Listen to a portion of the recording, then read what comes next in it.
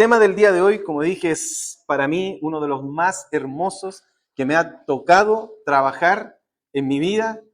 Soli Deo Gloria significa solamente la gloria es para Dios. Y vamos a ir al primer versículo, los primeros versículos que está ubicado ahí en Isaías capítulo 6, versículo 1 al 4.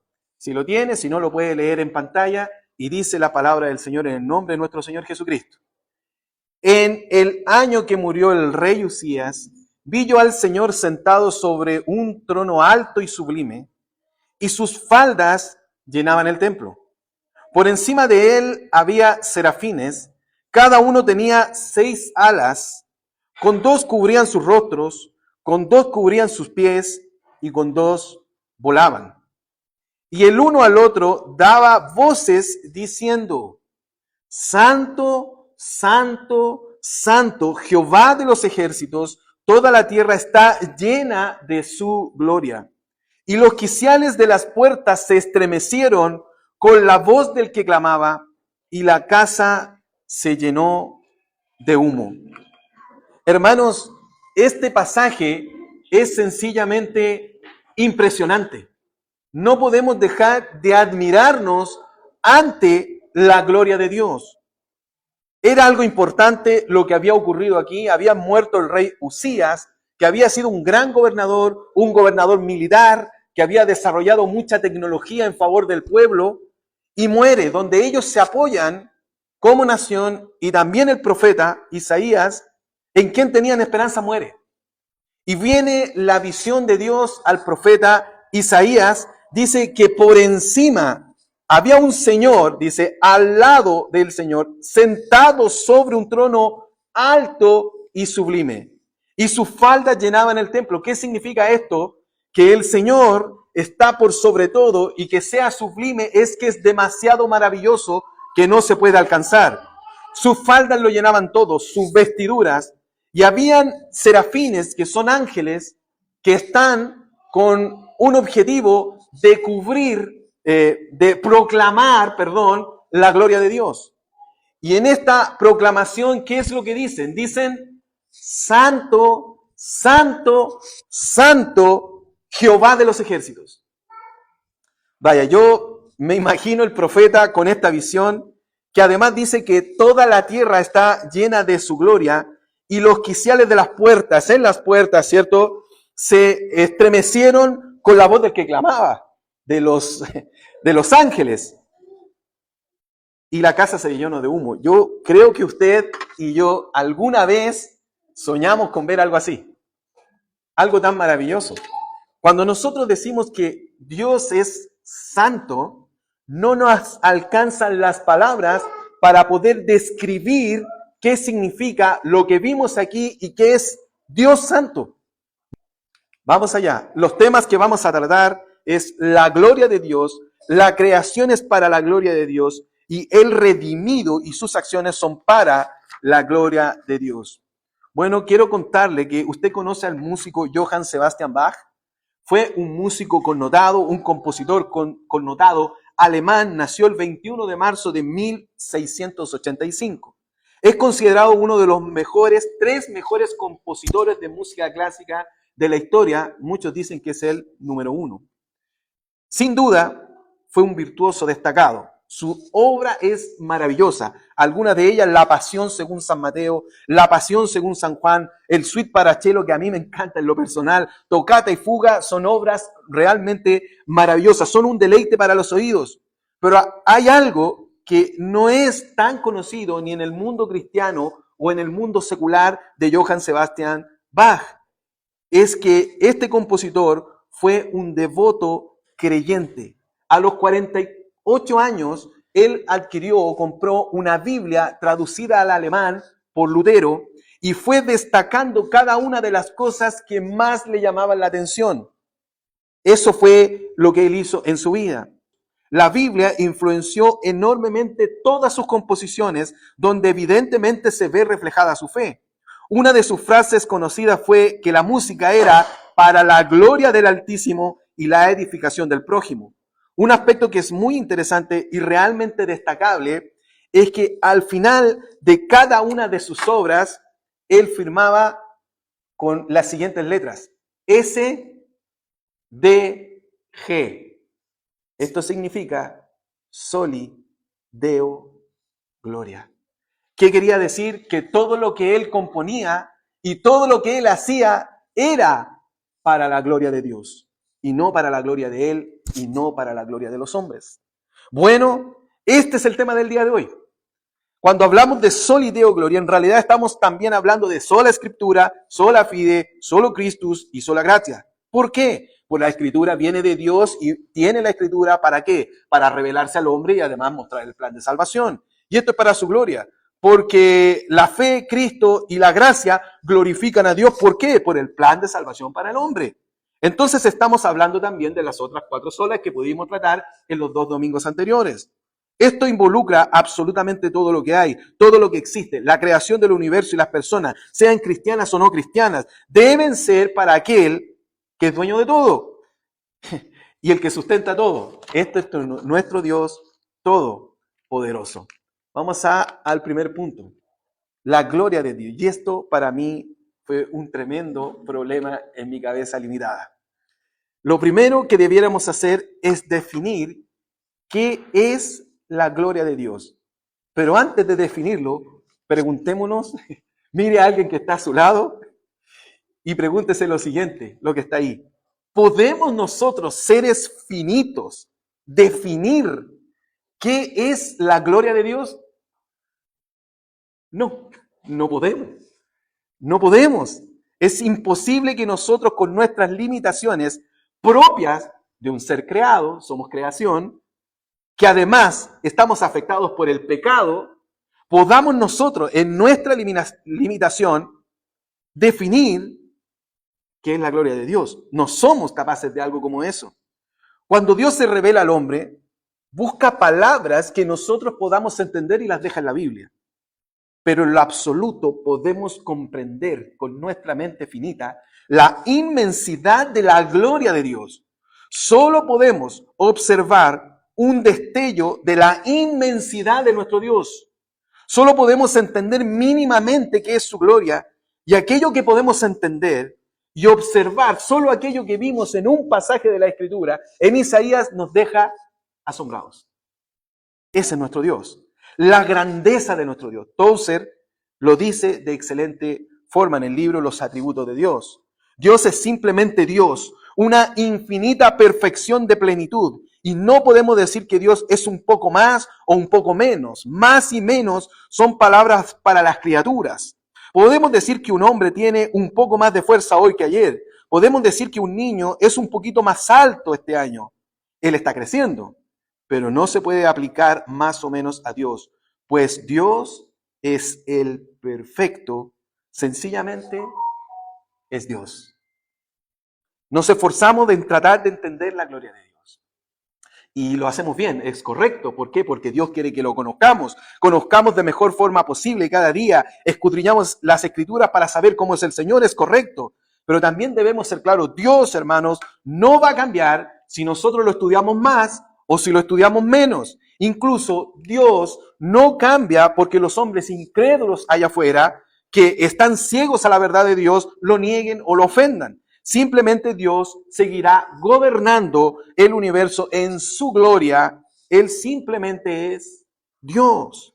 No pide permiso a nadie, no considera la opinión de nadie, no pide consejo a hombre alguno para hacer esto o hacer aquello. Él simplemente es Dios. Esto queda claramente manifestado en el diálogo que tiene Dios con Job. Usted lo lee ahí en Job capítulo 38, versículo 1 al 4, y leo para ustedes. Dios respondiéndole a Job: ¿Dónde estás? ¿Dónde estabas tú cuando yo fundaba la tierra? Házmelo saber si tienes inteligencia. ¿Quién ordenó sus medidas si lo sabes? ¿O quién extendió sobre ella cordel? ¿Sobre qué están fundadas sus bases? ¿O quién puso su piedra angular? Cuando alababan todas las estrellas del alba y se regocijaban todos los hijos de Dios. Job escuchando eso. Dios demostrándole que Él es Dios. Hermano, desde los capítulos 38 de Job al capítulo 41 que dura esta declaración de Dios a Job, son 129 versículos con que Dios responde a Job sobre cómo Él gobierna y sostiene toda la creación. Cuando leemos y escuchamos estos versículos, simplemente tenemos que rendirnos ante el soberano y glorioso Creador. Job quiere razonar con Dios, pero de vuelta se encuentra, hermano querido, con estos 129 versículos. Es una simple criatura. Pensemos un instante. Este diálogo es con un hombre que cree en Dios. Hay que entender que por lo mismo, gente que no cree en Dios trata de destruir los argumentos de Dios o los argumentos de la Biblia.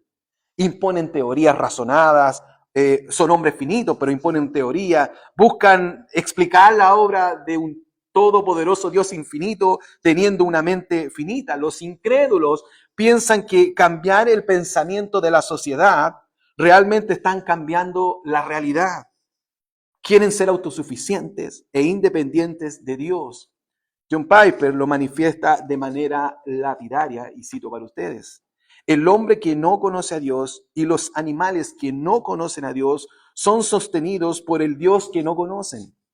Montañas y grandes profundidades no desaparecen porque el hombre y los animales sean ciegos a su gloria. No importa si nosotros lo estudiamos más o menos siendo creyentes. No importa si los incrédulos tratan de negar la verdad. Él sigue siendo Dios. Y Él sigue estando en su gloria y no va a cambiar. Quiero junto con ustedes recordar algunos de los episodios bíblicos que muestran tan grandemente la gloria de Dios. Quiero que usted recuerde lo siguiente. Recuerda cuando Dios crea el universo en Génesis capítulo 1, versículo 1, dice, y creó Dios. Lo dijimos anteriormente, ¿no? Él aparece en escena todopoderoso, no le pregunta a nadie, no le dice a nadie, Él simplemente, y creó Dios los cielos y la tierra, majestuoso, todopoderoso, imponente en la creación. ¿Usted recuerda el episodio de Dios hablando a Moisés en la zarza? ¿Qué le dice Dios a Moisés? Quítate el calzado porque el lugar donde tú estás, ¿qué es? Es santo, porque es la presencia de Dios, su santidad, y él tenía que entender que ese lugar era santo. La gloria de Dios, un destello manifestado cuando habla de la zarza. Dios guiando al pueblo en el desierto, y usted ve que hay una columna de fuego que guía en el desierto, y esa columna de fuego alumbra en la noche, impresionante, al lado del pueblo, el pueblo en el desierto y la columna con ellos. Y era la presencia de Dios. El monte temblaba cuando Moisés estaba en el monte y estaba entregando las tablas de la ley, y dice que todo temblaba y salía humo del templo y la gloria de Dios estaba en ese lugar. Amén. Gloria a Dios. Moisés ve la espalda de Dios, no puedes ver mi cara, pero verás mi espalda. Y usted lo encuentra en Éxodo, esos pasajes que acabamos de leer. Dios llena el templo. Y la gloria de Dios se deposita en el templo y tiembla todo en Segunda de Crónicas 5 y en Ezequiel 43. La visión de Isaías en el templo que leímos al principio, glorioso, y los ángeles diciendo santo, santo, santo. Dios, Jesús, es transfigurado y los 3 discípulos apartados ven un destello de la gloria de Dios ahí en el monte. Dios rompe el velo. Y se manifiesta la gloria de Dios cuando rompe el velo y tenemos nosotros acceso a la presencia de Dios por medio de Jesucristo. Jesús resucita de la muerte con poder, Él vence la muerte. Dios llena a sus hijos con el Espíritu Santo, Hechos capítulo 2, en Pentecostés, y Dios viene a vivir al hombre, al corazón del hombre, se manifiesta la gloria de Dios. El reinado de Jesús en el milenio, después allá en Armagedón, viene en un caballo blanco, impresionante, imponente, viene a la tierra, destruye a los enemigos y reina por 1000 años. Y después vemos a Dios reinando después en la Nueva Jerusalén por la eternidad, en su gloria, y sus hijos le sirven por la eternidad. Asombroso, ¿verdad? Asombroso. La gloria de Dios. Y con todo esto, asombroso, y es la verdad, con todo esto no alcanzamos a comprender la gloria de Dios. Es cierto que muchas veces cuando recordamos esto, decimos, me habría encantado ver lo que hizo Dios en el Antiguo Testamento, o lo que hizo Jesús en el Nuevo Testamento. Pero en realidad, por hermoso, sorprendente y sobrenatural, que fueron todos estos milagros y estas manifestaciones de la gloria de Dios, no podemos equivocarnos, hermanos. No podemos cambiar la mirada. Nuestra mirada debe estar en aquel que hizo aquello. Eso es nuestro Dios. La mirada tiene que estar en Él. Nunca podremos reconocer o conocer todas las obras maravillosas de sanación y misericordia que Jesús realizó mientras estuvo en la tierra, porque Él hizo muchas cosas. Pero debiéramos fijar los ojos en su gloria, que fue mucho mayor que los milagros y las obras prodigiosas que Él hizo. Hermano, cuando pega el sol, ¿cierto? Nosotros acá decimos pega el sol. Sentimos su calor, vemos cómo los rayos entran por las ventanas, vemos que, ¿cierto?, entran unos rayos, un poco de luz a veces, sobre todo en estos días un poco grises, uno lo nota mucho más. O en la mañana cuando amanece empieza a entrar el sol, uno dice, está entrando los rayos de luz. Vemos eso, ¿no? Pero no es el sol. Son los rayos del sol. La luz que viene del sol. De la misma manera es con Dios. Todos los milagros que vemos, todas las manifestaciones que vemos, no son sino una muestra del poder de Dios. Por eso tenemos que fijar nosotros en aquel que hace esas cosas, en su gloria, en Dios, en el Dios de los milagros, en el Dios de las manifestaciones de la Biblia y no en las manifestaciones. Vamos ahí, segundo punto. Los milagros, la creación, es para la gloria de Dios. La naturaleza, creo que me salté, no lo sé. Ahí voy. La naturaleza es para la gloria de Dios. Hoy en día, más que nunca en la humanidad, hermano, hay mucha preocupación por la naturaleza, la creación y la tierra. De hecho, me parece que se generan leyes, campañas de concientización, y esto es bastante bueno, ¿no? Tenemos que cuidar nosotros el planeta. Pero se pierde de vista algo muy importante, y es que ¿quién está detrás de la naturaleza? ¿Quién está detrás de la creación? Las personas tratan al mundo como un ser vivo, como una persona. Que requiere de toda la atención, piensan en el mundo de mañana, en los hijos, en los nietos, y está bien, no hay problema, pero no hay que perder de vista quién sostiene todo esto. El doctor Carballosa lo plantea de la siguiente manera. El mandato de Dios al hombre es sojuzgar la tierra, señorear sobre la creación, ha sido torcido por causa del pecado o a causa del pecado. El hombre ha llenado la tierra de violencia e iniquidad, lo cual desagrada a Dios. El Creador ha coronado al hombre de gloria y honra, lo ha hecho señorear sobre todas las obras de sus manos y lo puso todo debajo de sus pies. Entonces está bien todo lo que se hace por cuidar la creación. Pero escuche bien, todo lo hizo Dios para que el hombre lo glorificase. Existe simpleza con la que el hombre mira la naturaleza. Y es que en el extremo lleva a generar una especie de religión en relación con el cuidado del mundo. Cuidado con eso. De hecho, el sentido no es solo el cuidado de la naturaleza, sino procurando, como dijimos, que sea mejor el día de mañana. ¿Suena mal? No. Yo creo que suena bastante bien cuidar el entorno y la naturaleza. Suena muy bien. Pero la realidad del mundo con esto es que en el fondo, una vez más, está poniendo al hombre en el centro del tema y no a quien gobierna la creación, a quien creó todo esto y a quien sustenta la creación, que ese es nuestro Dios.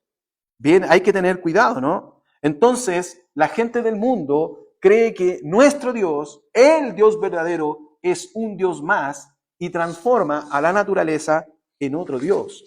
Hay que tener cuidado porque es Dios el que está por sobre todo, la majestuosidad del Dios creador. Nosotros, hermano, parecemos habernos alejado como sociedad totalmente del concepto de la majestad. Esta es la era del hombre común.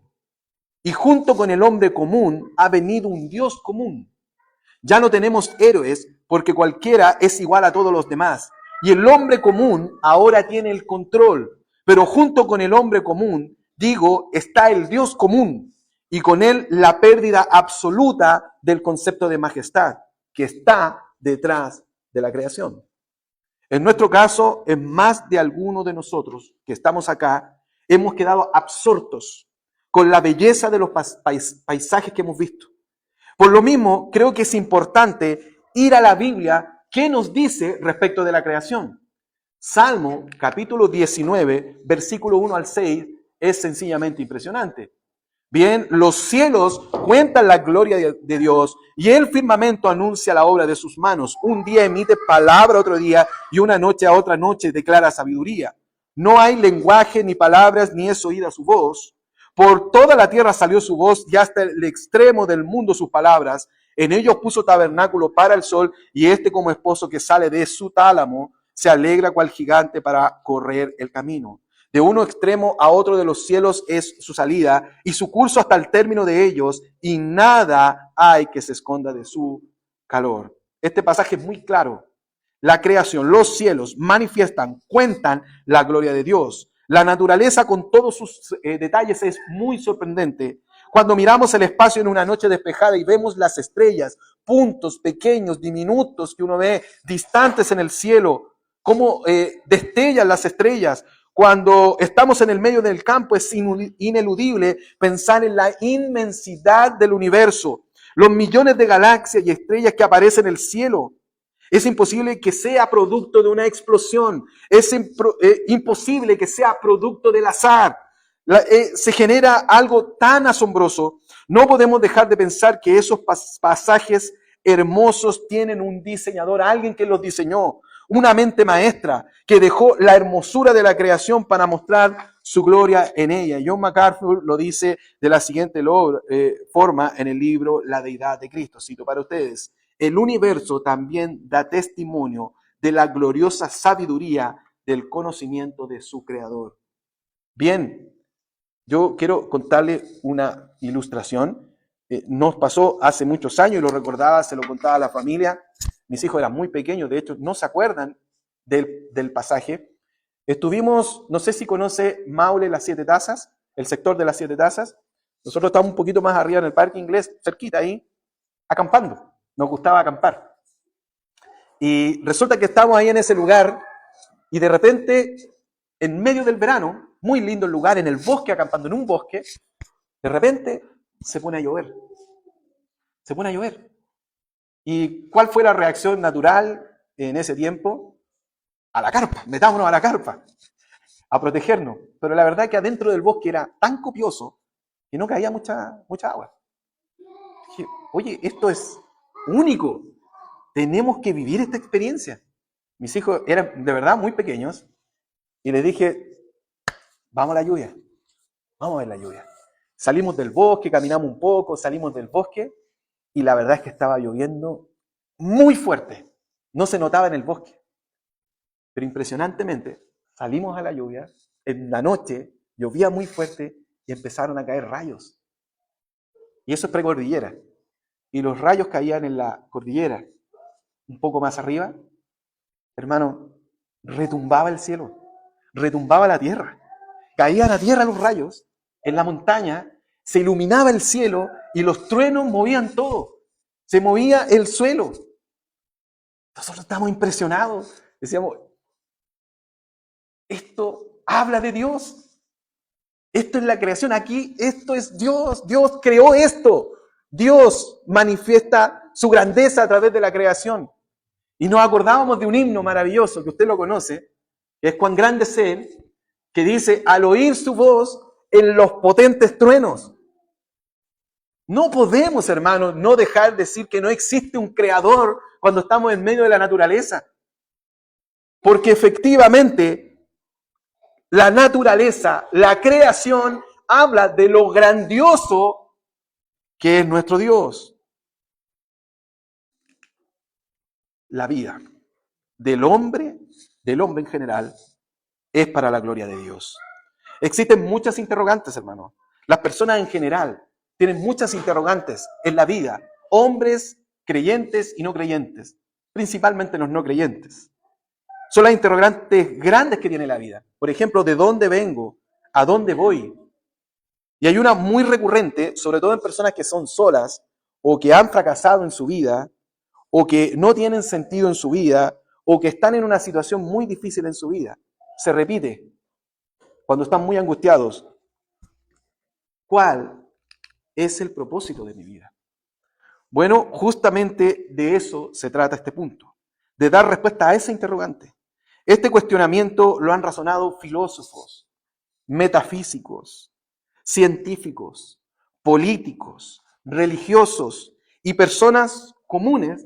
Todos le han dado una respuesta de acuerdo a su cosmovisión, de acuerdo a lo que creen, pero como es lógico, solo aquel que es el autor de la vida, Hechos 3:15, es quien tiene la respuesta certera a esta interrogante. El propósito de la existencia del hombre es glorificar a Dios. Bueno, leamos un par de versículos. Eclesiastés, capítulo 12, versículo 13. El fin de todo discurso oído es este. Escuche bien. Teme a Dios y guarda sus mandamientos, porque esto es el todo ¿de quién? Del hombre. Romanos, capítulo 11, versículo 36, dice, porque de Él y por Él y para Él son todas las cosas, escuche bien, a Él sea la gloria por los siglos. Amén. Absolutamente todos los seres humanos debieran dar la gloria a Dios. El teólogo inglés William Lowe lo plantea de la siguiente forma. Todo el mundo es de Dios y por eso todo el mundo ha de obrar para Dios. Todos los hombres tienen la misma relación con Dios porque son criaturas. Y así todos los hombres reciben sus habilidades y facultades de Dios. Con lo cual, todos han de actuar para Dios con todas sus capacidades y dones. Sobre esta afirmación, añadiremos otra pregunta que conecta los destinos de la humanidad y relacionado con esta afirmación. ¿Realmente todos los hombres cumplirán este propósito de darle la gloria a Dios? Bueno, quizás nosotros pensamos hoy en día, los creyentes sí, y los no creyentes no, ¿correcto? Pero la respuesta es que sí. Todos los hombres en algún momento tendrán que darle la gloria a Dios. ¿Por qué? Porque todos los hombres cumplirán el designio de Dios. Y el designio de Dios es que Él sea glorificado. Suena un poco extraño, porque la tendencia es a pensar que solo los creyentes van a dar la gloria a Dios. Pero no es así. Cuando usted revisa la Biblia, cuando se mete en la Biblia, nos damos cuenta que todos lo harán. Bueno, entonces la pregunta, ¿cómo ocurrirá eso? La Biblia nos indica que existen dos grandes grupos de personas, ¿no? Están los que han sido salvados por Dios, salvados por la obra de Jesucristo, y los que no han sido salvados por la obra de Jesucristo. Los dos grandes grupos. Los primeros que somos nosotros, los salvados, la iglesia, los creyentes de la antigüedad, ¿qué haremos? Cuando estemos delante del Señor, como dice Apocalipsis capítulo 4, versículo 10 al 11, que representa a la iglesia, dice que pondremos delante del Señor las coronas que hemos recibido, nos inclinaremos y pondremos las coronas que nos ha dado Dios a los pies del Señor. ¿Y sabe qué? Y le serviremos por siempre. Eso es lo que dice la Biblia. Pero ¿qué pasa con los no creyentes? ¿Cómo van a glorificar a Dios? Bueno, los no creyentes, ya sea por fuerza o por temor, tendrán que doblar sus rodillas delante de Jesús y confesar que Jesús es el Señor. Isaías 45, 22 y 23. Romanos 14, 11. Filipenses 2, del 9 al 11. Voy a leer Filipenses, el último. Dice así: por lo cual Dios también le exaltó hasta lo sumo y le dio un nombre que es por sobre todo nombre, para que en el nombre de Jesús, escuche bien, se doble toda rodilla, y toda es toda rodilla, de los que están en los cielos y en la tierra y debajo de la tierra, y toda lengua confiese que Jesucristo es el Señor, para la gloria del Dios Padre. Hermano, todos van a doblar sus rodillas ante el Señor, aquellos que no son creyentes. ya sea por temor o sea por fuerza, tendrán que reconocer que Jesús es el Señor y que todo es para su gloria. Creyentes y no creyentes van a dar la gloria a Dios. El hermano Samuel Pérez Millos, al respecto de esto, nos comenta lo siguiente. Quienes se inclinaron en burla ante Jesús de Nazaret, para ellos un mero hombre, habrán de hacerlo ante el mismo Jesús glorificado, reconociéndole como Dios. Wow. Vamos al tercer punto. El redimido y sus acciones son para la gloria de Dios. Primero, mi salvación es para la gloria de Dios. Cuando nos damos cuenta que el hombre estaba absolutamente perdido, producto del pecado, y no tenía nada bueno que ofrecer a Dios, sus obras son malas, sus intenciones son malas, y no tiene interés en Dios, según leemos en Romanos capítulo 3, versículo 11 al 12. No hay quien entienda, no hay quien busque a Dios, todos se desviaron, aún se hicieron inútiles, no hay quien haga lo bueno, no hay siquiera uno. Entonces, entendemos, hermano, que no teníamos posibilidad de salvarnos. No podemos salvarnos a nosotros mismos. Además, no queríamos hacerlo. Por lo mismo, no tenemos que gloriarnos en nosotros mismos. De hecho, el gran apóstol Pablo, ¿saben qué se gloriaba? Se gloriaba en la cruz. Gálatas 6:14. Por lo mismo, hermano, podemos afirmar que la salvación desde el principio y hasta el fin es exclusivamente y solamente para la gloria de Dios, ya que tenemos que reconocer que la salvación del hombre es una iniciativa de Dios. Es Él quien, al ver al hombre que está imposibilitado de salvarse, producto del pecado, Romanos 3:23, en la eternidad diseñó un plan, Primera de Pedro 1:18 al 20, en el cual el hombre pudiera recibir el regalo de la salvación. De inicio a fin, hermano, la iniciativa es de Dios. Razonemos un poco más esto. Pensemos un poco más este aspecto. Cuando tanto en el Antiguo Testamento como en el Nuevo Testamento encontramos una frase similar como la siguiente, llama fuertemente la atención. Necesitamos revisar esa frase para saber qué nos quiere decir, qué nos quiere enseñar. Bueno, yo aquí tengo dos de ellas que quiero leer para ustedes que usted conoce. Isaías capítulo 44, versículos 6 y 7, dice, así dice Jehová, Rey de Israel, y su Redentor, Jehová de los ejércitos. Yo soy el primero, y yo soy el postrero, y fuera de mí no hay Dios. Y voy a ir a una similar en el Nuevo Testamento. En Apocalipsis capítulo 22, versículo 13, dice lo siguiente. Yo soy el alfa y la omega, el principio y el fin, el primero y el último. ¿Qué nos indica esto?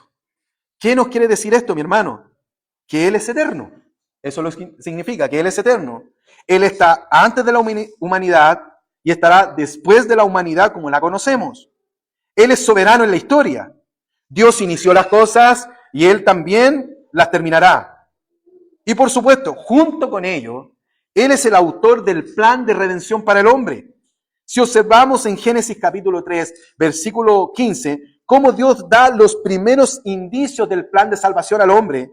Y luego vemos en Apocalipsis capítulo 22, versículo 3 y 4, en el final de los tiempos humanos, un cuadro maravilloso con Dios en el centro y los salvados sirviéndole eternamente.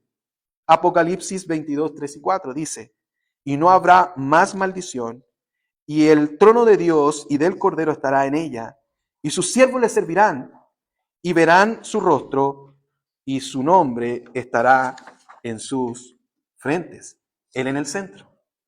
Desde el principio y hasta el final, hermano, del plan, todo viene de Dios. Eso significa que Él es el único que merece toda la gloria por la salvación. Ese es nuestro Dios. Entonces, el propósito de la salvación que recibimos es glorificar a Dios con ella y poner de manifiesto las excelencias o virtudes de su carácter, Leemos los siguientes versículos y leo para ustedes. Efesios 1:6. Para alabanza de la gloria de su gracia, con la cual nos hizo aceptos en el amado. Efesios 1:12. A fin de que seamos para alabanza de su gloria, nosotros los que primeramente esperábamos en Cristo. Efesios 1:14. Que es las arras de nuestra herencia hasta la redención de la posesión adquirida para alabanza de su gloria. La salvación es para la gloria de Dios. Y vamos al punto B. Nuestro comportamiento como creyente debe ser para la gloria de Dios. Entonces, cuando vemos la grandeza de Dios, sus maravillas, la obra de la salvación de nuestro Dios, puede existir la tentación de pensar que siempre seremos actores pasivos en esto, pero la verdad es que desde el momento en que Dios nos salva, nuestra vida debe apuntar a parecerse más a Cristo, a andar como Él anduvo. Eso usted lo ve en 1 de Juan 2:6. Esto es lo que llamamos nosotros la santidad progresiva. Nuestro peregrinar en la tierra debe consistir en abandonar todas aquellas prácticas que no agradan a Dios, que no están conforme a lo que Dios quiere para poder hacer realmente lo que Él quiere que hagamos. Es, dicho de otra forma, el camino a la perfección espiritual. Que se vean los frutos dignos de arrepentimiento en nuestra vida, que se note que somos hijos de Dios en nuestro comportamiento. Observemos los siguientes versículos. Primera de Corintios, capítulo 10, versículo 31. Si pues coméis o bebéis o hacéis otra cosa, escuche bien, hacedlo todo, ¿para qué? Para la gloria de Dios, nosotros los creyentes. Y si vamos a Colosenses, capítulo 3, versículo 23, dice, y todo lo que hagáis, hacedlo de corazón, ¿como para quién? Como para el Señor y no para los hombres. Bueno, todo es para su gloria. ¿Logró ver ambos versículos? Es impresionante, hermano. Todo lo que hacemos, comida, bebida o cualquier cosa, tiene que ser para la gloria de Dios. Entonces, ¿lo que hacemos en el trabajo es para la gloria de Dios? La respuesta es sí. ¿Lo que hacemos en la casa debe ser para la gloria de Dios? Y la respuesta es sí. ¿Lo que hacemos en el estudio debe ser para la gloria de Dios? Y la respuesta debe ser sí. George Whitefield, predicador inglés, lo explica de la siguiente forma. Caminar con Dios explica que hagamos avances en nuestro progreso en la nueva vida que Él nos ha dado. Caminar, según la primera idea, que representa esta palabra, supone un movimiento progresivo. Una persona que camina, aunque lo haga lentamente, se mueve hacia adelante y no continúa en el mismo lugar. Y así es con los que caminamos o caminan con Dios. Lo interesante es que para esta etapa de nuestra vida espiritual, después de recibir la salvación, tampoco podemos hacer estas cosas por nuestra propia fuerza. Y por lo mismo, nuestro Señor no nos dejó sin guía clara, o sin apoyo, o no nos dejó solos. Bueno, lo primero que nos dejó fue su palabra, ¿cierto? Pero además Jesús nos envió un ayudador, un paracletos, que es el Espíritu Santo que nos ayuda a entender su palabra y nos insta a hacer lo que Dios quiere que hagamos. El Espíritu Santo nos capacita y además nos ayuda en nuestra debilidad. Romanos 8:28. Entonces, tenemos todas las condiciones entregadas por Dios para que nuestras acciones como creyentes puedan ser dadas para la gloria de Dios. En cuanto a la dependencia de Dios, en todo lo concerniente a la redención y al buen comportamiento de los creyentes, el gran predicador y teólogo puritano Jonathan Edwards lo expresa de la siguiente forma. Dios es glorificado en la obra de la redención en lo siguiente. En ella se encuentra una absoluta y universal dependencia del redimido hacia Él. Con esto me propongo mostrar, primero, que el redimido depende absoluta y universalmente de Dios para todo lo bueno que tiene. Y segundo, que Dios es exaltado y glorificado a través de la obra de la redención. Cierro la cita. Quizás muchos pueden reflexionar, ¿realmente estoy glorificando a Dios con mi comportamiento? La respuesta la sabe usted y la sabe Dios.